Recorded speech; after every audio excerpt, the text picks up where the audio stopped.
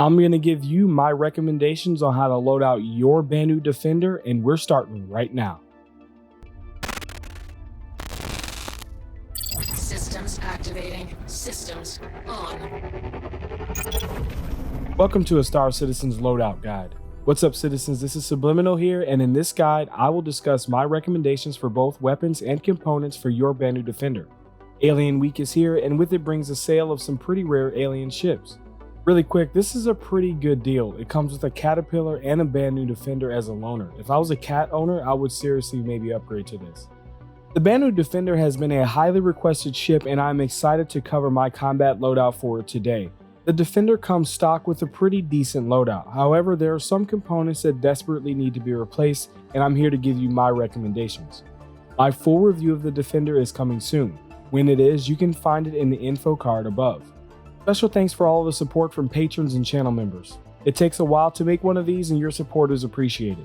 If this is our first time meeting, welcome. My name is SubliminaL, and my passions are Star Citizen and content creation. Be sure to check out some of my other Star Citizen content and consider subscribing. Enough with the formalities, let's get to it. The Banu Defender is a very unique medium fighter.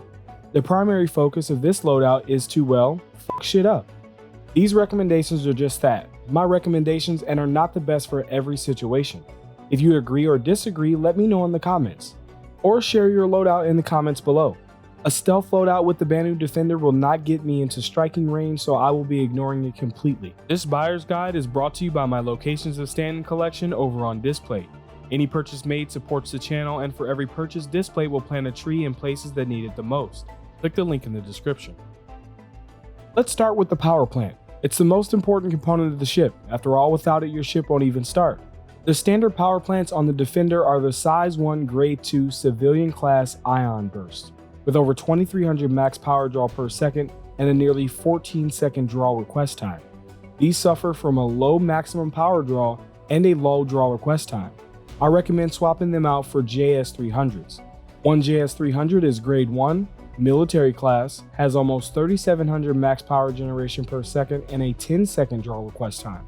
This will add more than 1300 max power draw per plant and reduce the time it takes to reach that max power draw down to 10 seconds, getting you more power to where you need it sooner, and will have plenty of room for overclocking. The JS300s will set you back just under 20,000 alpha UEC and can be found at these locations. Let's discuss its coolers. We're going to need these to cool the rest of the components we're going to add. The standard coolers on the Defender are the Size 1 Grade 2 military class polar coolers with a cooling rate of 280 kilos per second and a draw request time of 12.5 seconds. These coolers provide more than enough cooling capacity and have a decent draw request time. With doing some cooler testing for an upcoming components guide, I've determined that if the coolers have enough capacity, it doesn't make a difference if you equip better ones or not. Stay tuned for that guide at a later date. For this reason, I recommend keeping the polars. Now for its shield generator. This protects your ships and these components that we've added. It has a Size 2 Grade 3 industrial class Sukaran shield generator with a massive HP pool of over 38,000. It has a 419 hit points per second regen, an 18-second damage delay, a 30-second down delay, and a 7.5 second draw request time. Alright, let's discuss this shield for a second. This shield is almost heaven sent, but if you look at the damage regen delay, you may get anxiety. That's right, folks, a shield facing has to refrain from being hit for 18 seconds before it starts to regen. After that, it regens pretty fast. At first, I was going to certainly recommend swapping it out for an FR76 because it has a 0-second damage regen delay, all at the cost of having much less of an HP pool. But thanks to a good friend of mine who is an avid Defender enthusiast, I've been informed that this shield lets almost no ballistic damage through the hull. You've heard that right. In order to begin doing any significant hull damage, the shields need to go completely down, even if your opponent is using the shield penetrating ballistic fire.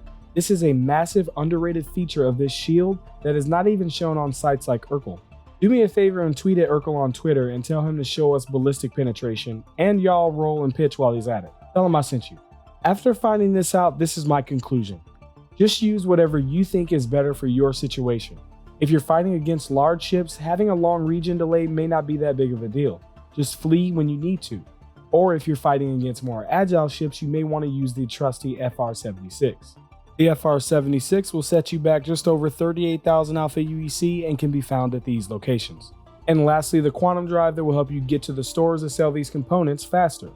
The standard QT drive on the Defender is the Size 1 Grade 3 military class beacon with a 253 megameter per second quantum speed, an 18.6 per megameter fuel requirement, a 2.25 second spool up, and a 12-second cool down time.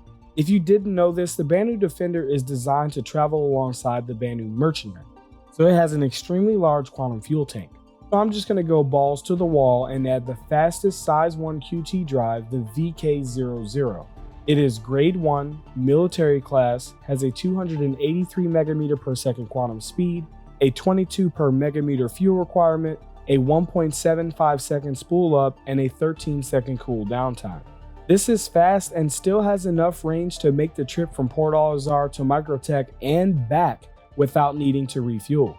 That is just amazing for such a small ship. The VK00 will run you around 43,000 Alpha UEC and can be found at these locations. Now let's talk about its stock weapons and my recommendations. The Defender is equipped with 4 gimbaled Size 2 very unique tachyon cannons underneath and on the arms, and it has a 4-pack of missiles at the bottom.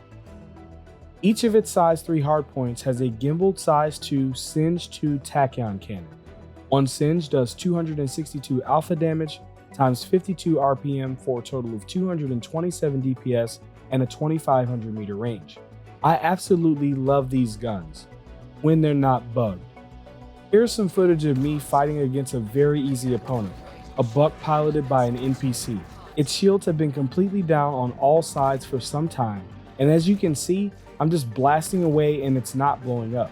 I've linked an issue council report down below. If you're experiencing the same bug, please let CIG know that you can replicate. From this report, it seems as though this is not an issue in Arena Commander, so I encourage you to try them in there. What makes these weapons so unique is that they are hit scan. Yeah, like CSGO, the bullets have no travel time. There's no need for any pip. You should still use auto gimbals, and it may take a few minutes for you to get used to it, but these are pretty good. But since they're bugged, I swapped them out for 4 CF227 Badger laser repeaters. One Badger does 59 alpha damage times 300 RPM for a total of 294 DPS and a 1700 meter range. I'm choosing energy weapons here mainly because I intend to stay alive longer in this ship than most small fighters. An honorable mention would be my usual Scorpion GT215s. And finally, underneath we have 2 MSD 322 missile racks with 2 Ignite 2s each. Ignite 2s are infrared, do 3700 damage, have a 1.5 second lock time, and a 5600 meter lock range. These are infrared and I typically go cross section. However, since this is a special ship, I'm going to use special missiles. I'll be adding 2 Rattler 2s. One Rattler is infrared, does 3500 damage, has a 1.26 second lock time, and a 4500 meter lock range. If you don't know already, Rattler 2s have 7 Venom rockets in them that disperse before impact and attack the target. If that doesn't sound terrifying enough, after impact the victim is temporarily blinded. If you don't have around 145,000 Alpha UEC to spend on all this at once, I would buy them in the following order. The most important thing here are those weapons due to that bug that I'm experiencing. The stock coolers are sufficient enough, so if you're worried about cost, stay away from upgrading these. If you're going to use the FR-76, the stock power plants can't handle it, so make sure you change that before you change the shields. Make sure you check out the link to this loadout at Urkel.games. I have a link in the description. Building this loadout would not have been possible without this tool. It even tells you the prices and locations on where to find these items in the verse. The meta is constantly changing. Head over to the SubliminaL channel Discord to see my updated loadouts. I'm building a community there for citizens who want to discuss ships, loadouts, components, weapons, and more. Check the link in the description. Those are my loadout recommendations. Let me hear yours down in the comments. Are you going to be removing the stock Sukaran? Or are you going with the tried and true FR-76? Or something else entirely? My full review of the Banu Defender will be coming shortly, so make sure you are subscribed and have the bell checked. If you enjoy my channel, there are 6 ways to support it. Number 1, you can smash that like button. Number 2, you can share this content with someone who may enjoy it. Number 3, you can check out my locations of Stanton collection over on Displate. Number 4, you can subscribe and turn on notifications by clicking the circle here. Number 5, you can become a channel member by clicking the join button below. And number 6, if you're feeling generous, consider becoming a patron. Some of the pledge perks can be seen here, including desktop versions of my Locations of Standing collection available to all patrons. If not, your viewership is greatly appreciated. Until next time, citizens, I'll see you in the verse.